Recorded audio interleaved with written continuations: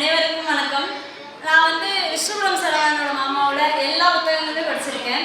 அது நீலப்பூ, கயிறு, ஒற்றைச்சிறை ஓவியா, ஆத்துராஜா, எலியின் வேட்டை போன்ற எல்லா நூல்களையுமே படிச்சிருக்கேன். அதில் என்னோட பர்சனல் ஃபேவரட் நீலப்பூ, கயிறும். வித்தைக்கார சிறுமியில் உள்ள கதை நான் முதல்ல யூடியூப்பில் அனிமேஷன் வீடியோவாக போட்ட கதை. ஸோ அந்த கதை போட்டு அந்த வீடியோ பயங்கர ரீச் ஆனது. அதுக்கப்புறம் கயிறு புத்தகம் ரிலீஸ் ஆனப்போ நான் பேசியிருந்தேன்.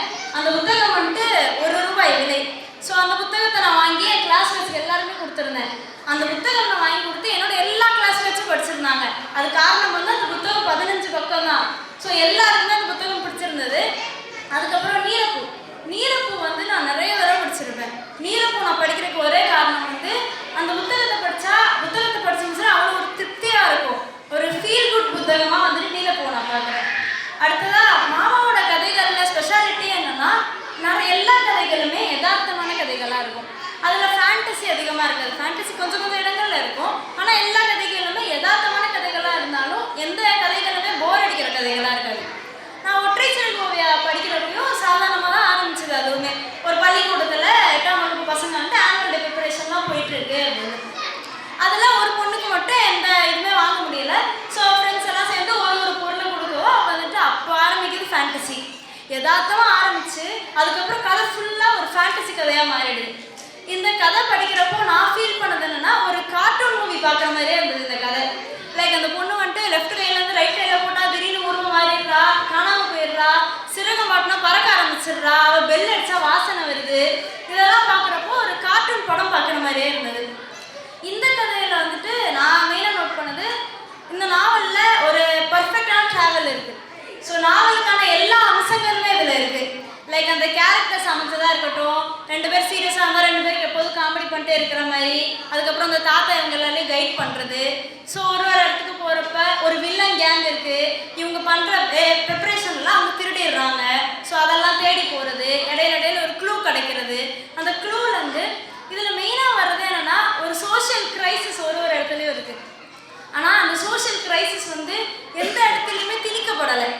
இப்போது நம்ம நீதி கதைகளே வரதில்லை, நீதி கதைகளே எழுதுறதில்லை நிறைய சொல்கிறோம். ஆனால் எனக்கு நிறைய கதைகள் படிக்கிறப்போ நீதி கதைகளோட அட்வான்ஸ்டு வெர்ஷன் தான் வருது போல இப்போது அப்படின்னு தோணுது.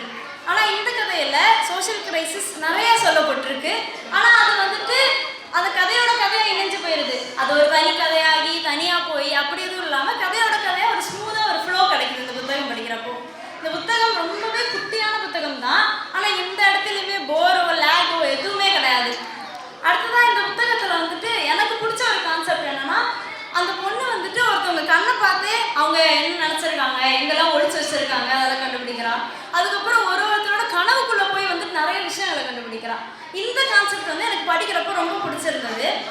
இந்த கதை ஃபுல் அண்ட் ஃபுல் ஒரு ஃபேண்டசி கதை. ஆனால் அந்த ஃபேண்டசி ஒர்க் அவுட் ஆக காரணமே மாமாவுடைய மொழி தான். அந்த மொழி ரொம்ப ஈஸியாக இருக்குது, ஏதோ கஷ்டமான வார்த்தைகள் கிடையாது. எந்த வயசு குழந்தைகள் படித்தாலும் அவங்களுக்கு ஈஸியாக புரிஞ்சிடும். மாமா ஒரு கவிஞராக இருக்கிறது இதுக்கு மொழிக்கு மெயின் காரணமாக இருக்குன்னு நான் நினைக்கிறேன். ஸோ இந்த மொழினால எல்லா இடத்துலையுமே அந்த ஃபேண்டசி ஒர்க் அவுட் ஆகிடுச்சு. எந்த இடத்துலையுமே புரியாத மாதிரியும் இல்லை, ஒரு லாகிங்கும் கிடையாது. அடுத்ததாக மாமாவுடைய புத்தகத்தில் நான் மெயினாக பார்க்குறது என்னென்னா பெண் கதாபாத்திரங்கள் அதிகமாக மெயின் கேரக்டராக இருக்கிறாங்க.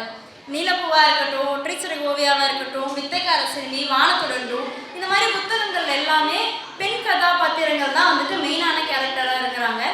இந்த புத்தகத்தில் வெயில் மாமா எழுதியிருக்கிறது போல் நானும் ஃபஸ்ட்டு 2 சாப்டர் படித்தோன்னே அப்போ கதை இப்படி போகும் போல அப்படின்னு நினச்சி திருப்பி அடுத்த சாப்டர் போனால் கதை வேறு டைமென்ஷனில் போகுது. அதுக்கு அடுத்து படிக்க ஒரு சோஷியல் கிரைசிஸ் வருது, அதை தேடி போகிறாங்க, கதை வேறு டைமென்ஷனில் மாறிக்கிட்டே இருக்குது.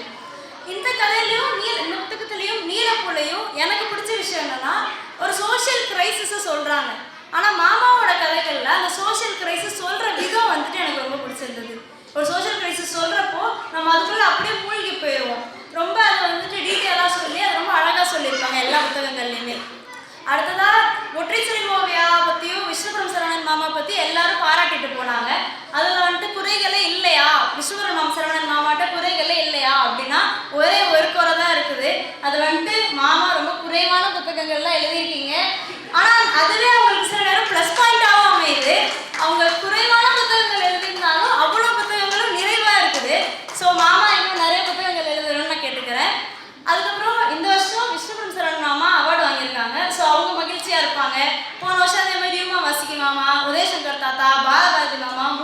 முகேஷ் மாமா, இவங்க எல்லாரும் அந்தந்த வருஷம் அவங்க அவார்டு வாங்கினப்போ சந்தோஷமாக இருந்திருப்பாங்க. ஆனால் நான் மட்டும்தான் எல்லா வருஷமும் சந்தோஷமாக இருந்தேன். ஏன்னா நான் படித்த புத்தகம் எல்லாத்துக்குமே வந்துட்டு அவார்டு கிடச்சிருக்கு. அடுத்த வருஷமும் நான் படித்த புத்தகங்களுக்குலாம் அவார்டு கிடைக்கும். அதை நினைக்கும் போது ரொம்ப மகிழ்ச்சியாக இருக்குது.